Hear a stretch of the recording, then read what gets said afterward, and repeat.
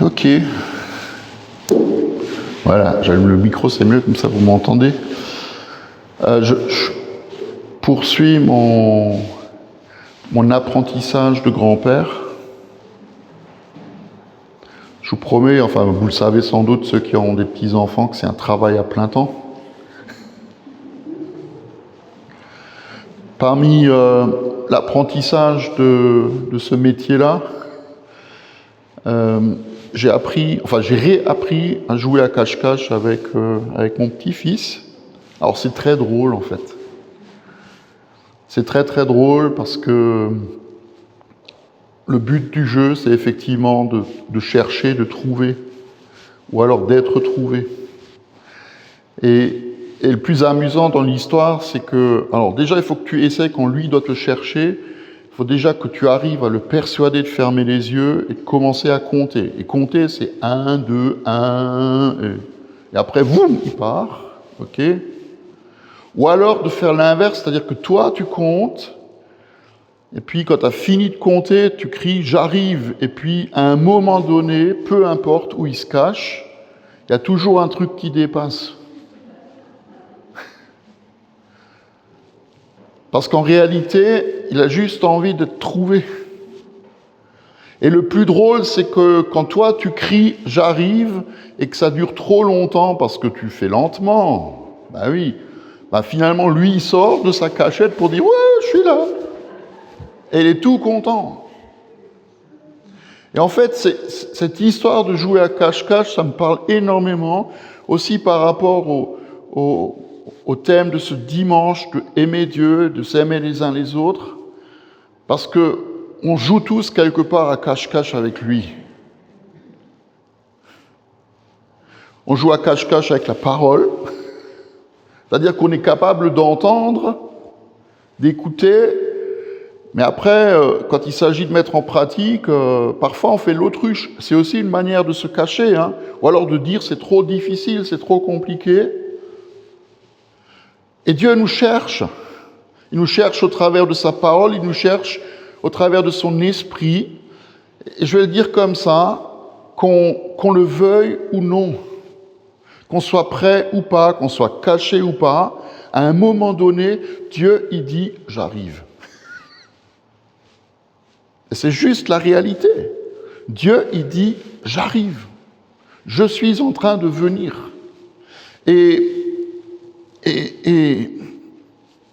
Ouais, son règne, il arrive. Son règne, il vient, qu'on soit prêt ou pas. Et c'est ce que nous prions quand tous les dimanches, nous disons dans le Notre Père que ton règne vienne.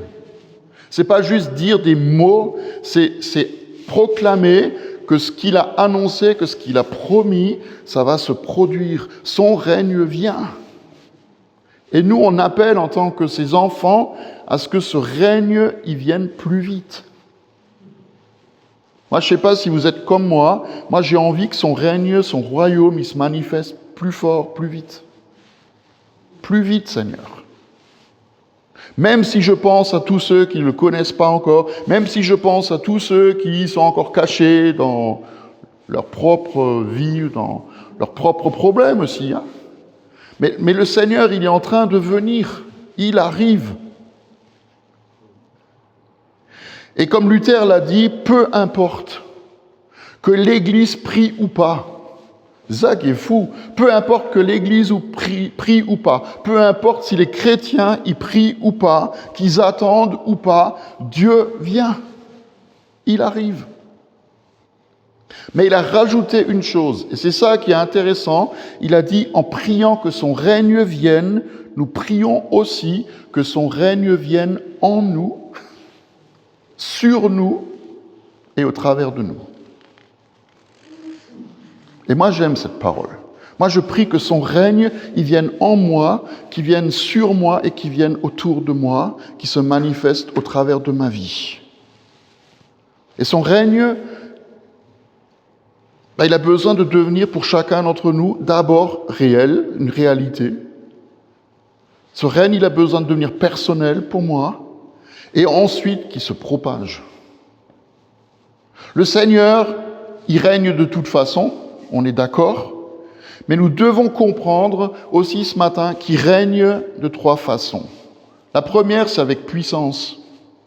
Il suffit juste le soir, quand le ciel est clair, d'ouvrir les yeux, de regarder les étoiles. Dieu règne avec puissance, il a mis de l'ordre là-haut. Ok ? Moi je sais pas, moi je suis toujours fasciné par cette immensité, par cet univers qui nous dépasse complètement et qui continue encore de s'agrandir, paraît-il. Moi je suis pas astronome, mais il y a de la puissance quand on regarde ça. Est-ce que vous vous rendez compte la puissance qu'il faut, ne serait-ce que pour une fusée, pour sortir de l'atmosphère terrestre ? Et Dieu, il rigole. Il dit, mais vous envoyez des trucs dans l'air, mais moi, je suis descendu. Il n'a pas eu besoin de fusée. Donc, il y a quelque chose de cette réalité-là, par rapport à la création. Le Seigneur l'a donnée, et pour l'instant encore, alors, c'est vrai que nous, on traficote avec la création et c'est pas forcément très joli, mais il la maintient et il la soutient. Et c'est juste comme ça, qu'on le veuille ou pas. Ça, c'est la première façon avec sa puissance. La deuxième façon, pour nous, c'est plus rassurant, mais c'est qu'il règne aussi avec grâce, avec amour pour nous. Et c'est ce royaume que Jésus vient inaugurer quand il vient sur la terre, et que nous, en tant que chrétiens et en tant qu'Église, nous devons étendre et manifester autour de nous. Ça, c'est la grâce de Dieu. Et puis, il y a une troisième façon de manifester son règne, c'est qu'il règne avec gloire. Alors ça, j'ai envie de dire, ça c'est le truc ultime. Hein. Dieu va venir avec gloire. Jésus le dit souvent, il va venir avec la gloire de son Père, avec ses anges, et va mettre fin à tout ce qui, aujourd'hui, sur la terre, déconne. Ok ? Et Dieu va régner dans la gloire. C'est là où il va restaurer toutes choses, il va donner un nouveau ciel, une nouvelle terre. Et nous pouvons, ça aussi c'est une bonne nouvelle pour nous, et nous pouvons déjà en avoir un avant-goût. Quand Paul écrit « Christ en nous », Christ qui vit en moi, c'est l'espérance de la gloire, c'est que quelque part, cette gloire de Dieu, elle se manifeste déjà dans ma vie. Parfois, elle a besoin de sortir, hein, parce qu'elle est elle aussi bien cachée, mais pas parce qu'elle ne veut pas sortir, mais parce que nous la cachons. Parce que nous, on met des couvercles dessus, parce que nous, on met des rideaux dessus, on met des couvertures dessus, pour surtout pas qu'on la voie trop. Mais moi, j'ai envie de vous dire ce matin, laissez-la sortir. Manifestez la gloire de Dieu. Et comment vous allez le faire ? Simplement en écoutant sa parole, aimez Dieu de tout son cœur, toute sa pensée, toute sa force, toute son âme, et votre prochain, aimez-les. D'accord ? Et je vais encore rajouter une chose, c'est un peu la conclusion de ce premier point, c'est que les 3 façons que Dieu a de régner sont entremêlées les unes avec les autres.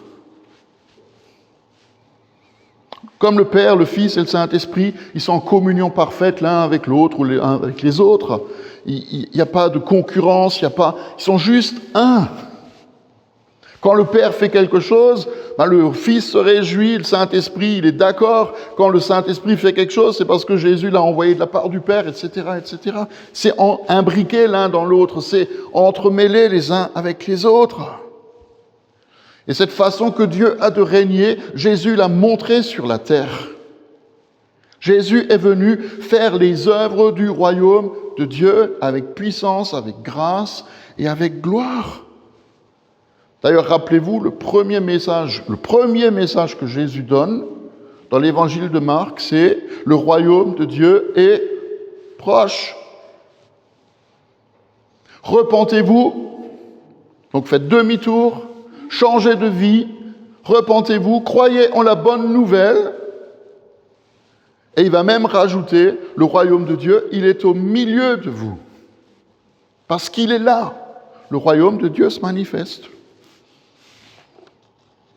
Alors je vais prendre une histoire qui est peut-être un peu bizarre pour vous, mais j'ai repensé hier soir en préparant le message et en écoutant aussi un petit peu tout ce qui se passe en Israël. Je pensais à Jésus qui vient nettoyer le temple. On l'a lu cette semaine dans notre plan de lecture. Jésus va nettoyer le temple. Et en fait, dans ce temple, et le Saint-Esprit me l'a montré, dans ce temple, il y a aussi les royaumes de la terre qui sont là. Et qui sont aussi entremêlés les uns avec les autres. Il y a l'esprit religieux qui est là dans le temple, il y a la puissance de l'argent qui est dans le temple, il y a même le pouvoir politique qui est dans le temple. Parce qu'il ne faut pas qu'on oublie qu'à l'époque, les Romains, dans le temple de Jérusalem, ils avaient mis des tas de trucs qui étaient à eux. Hein. Et puis ils magouillaient les uns avec les autres. Il ne faut pas s'imaginer que tu avais d'un côté le spirituel, de l'autre côté ce qu'on appelle le temporel. C'était mêlé. Les Romains fricotaient avec les Juifs et les prêtres fricotaient avec les marchands du temple, etc., etc. Et puis tout d'un coup, il y a le roi des rois qui arrive. Essayez là aussi de vous imaginer la scène. Jésus, il rentre dans le temple. C'est pas la première fois, mais ce jour-là, il se passe quelque chose de spécial. Jésus entre dans le temple et il va mettre le bazar là-dedans. Et que ces pouvoirs, l'argent, l'esprit religieux, les politiques, ils soient prêts ou pas, Jésus arrive. Et il rentre dans ce temple comme si le temple, il était à lui, comme si c'était sa propriété, et en réalité, c'est sa propriété. C'est sa maison. Et là, il va commencer à nettoyer la maison. Il renverse les tables, il va chasser les vendeurs et tous leurs bardas. Et puis il va dire quelque chose qui est extraordinaire. Il va dire, vous avez fait de la maison de mon père un repère de voleurs et de brigands. Vous avez fait de la maison de mon père, qui devrait être une maison de prière pour toutes les nations, vous en avez fait un repère de voleurs et de brigands. Un repère, pardonnez-moi, mais un repère c'est une cachette. Vous avez caché des trucs dans la maison de mon père qui ne sont pas corrects. Et je voudrais juste vous le dire parce que c'est important, le mot maison qu'on utilise, quand Jésus parle de la maison, c'est pas juste la maison en briques, comme nous on peut en avoir une, on habite dedans. La maison c'est beaucoup plus que ça. La maison de Dieu, c'est à la fois son temple, évidemment, comme cette église c'est sa maison, c'est à la fois le temple, mais c'est aussi, écoutez bien, c'est aussi une étable. C'est le même mot. Alors, je n'ai pas continué ma réflexion, mais quand même, Jésus vient naître dans une étable, moi ça m'interpelle. Il aurait pu naître dans une grotte ou dans peu importe où, mais il vient naître dans une étable. Il vient naître dans la maison. C'est aussi nos corps. C'est aussi une tente.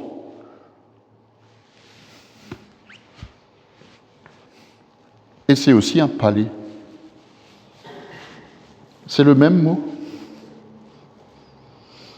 Jésus aurait pu dire, vous avez fait du palais de mon père un repère de voleurs.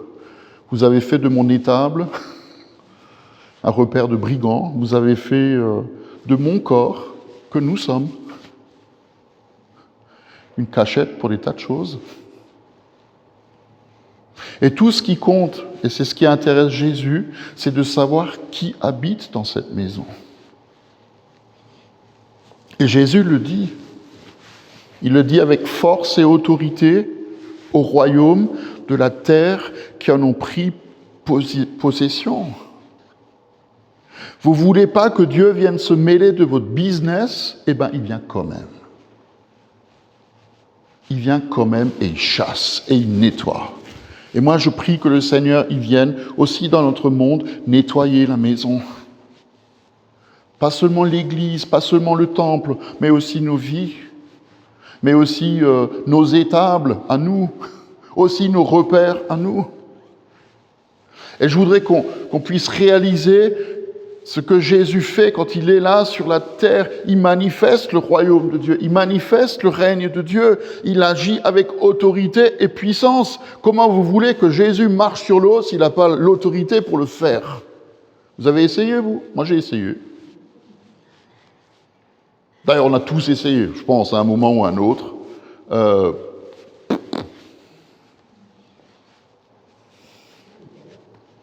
Il calme la tempête, il se lève au fond du bateau.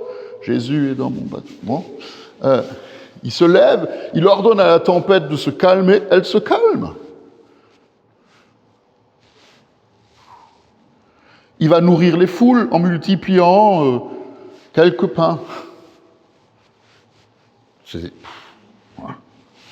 sais pas, moi je pense qu'il faut avoir de la puissance pour le faire. Il faut avoir une certaine autorité. Et en même temps, Jésus, il manifeste la grâce de Dieu. Il va pardonner aux gens. Il choisit de ne pas condamner, mais d'aimer. Il va montrer de la compassion à ceux qui en ont besoin. Et puis, il montre la gloire de Dieu. Alors, je ne parle même pas de la transfiguration, parce que là, c'est vraiment la gloire. Mais il montre la gloire de Dieu juste en étant là. Et quand les gens, ils le voient, ils sont attirés par lui. Mais ils ne sont pas juste attirés par sa personne, ils sont attirés par ce qu'il représente. Ils ne le savent pas. Mais ils sont attirés par ce Père qui vit en lui et qui agit au travers de lui.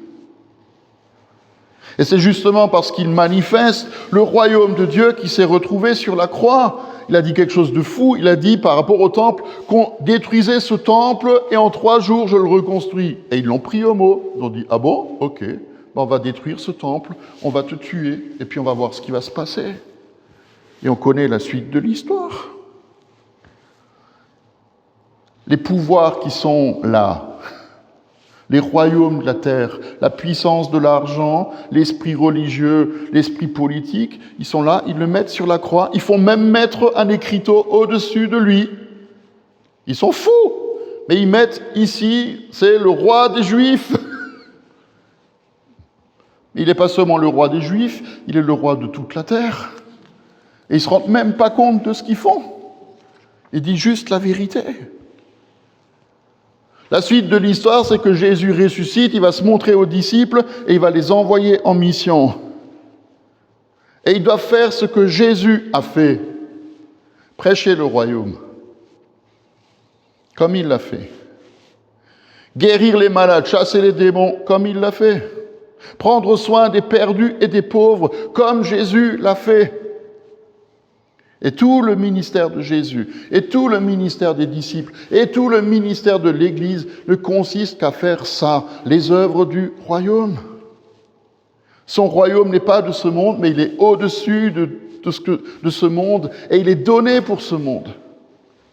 Car Dieu veut que tous les hommes soient sauvés, et que tous ceux qui croient en Jésus, le Christ, reçoivent la vie éternelle. Et je ne sais pas si on réalise, et nous sommes devenus les fils et les filles du roi des rois. Moi, je vous conseillerais tout à l'heure, en sortant de l'église, faites pas la tronche. Dites pas c'était trop long, cassez les pieds. Mais sortez de l'église en étant conscient que vous êtes des fils et des filles d'un roi. Je parle. Mais ayez conscience que vous êtes des fils et des filles du roi des rois, des princes et des princesses. Et l'apôtre Paul, il a raison. Il écrit aux Corinthiens, il y a parmi vous pas beaucoup de sages selon les critères humains. Ça, quand je vous regarde, j'en ai bien conscience. Mais je me regarde aussi moi, vous inquiétez pas. Il n'y a pas beaucoup de puissants, il n'y a pas beaucoup de nobles. C'est juste la réalité. Ça, c'est la réalité de l'Église. Mais nous sommes les héritiers du grand roi. Et ça compte plus que tous les trésors de la terre. Nous sommes les hommes et les femmes qui chérissent comme des enfants. Et du coup, le texte des 10 commandements de ce matin qu'on a entendu tout à l'heure, c'est un bon début pour commencer à vivre comme les enfants du royaume.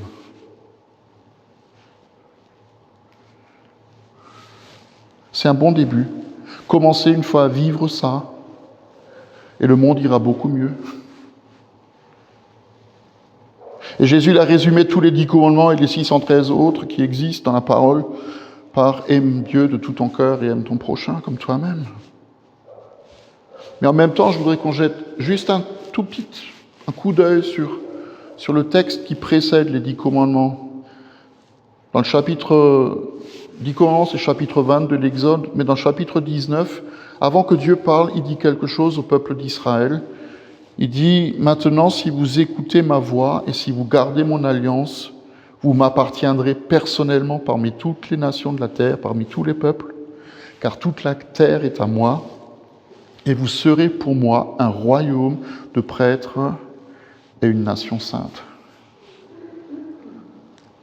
Pour moi, un royaume de prêtres, ça ressemble assez à une mission.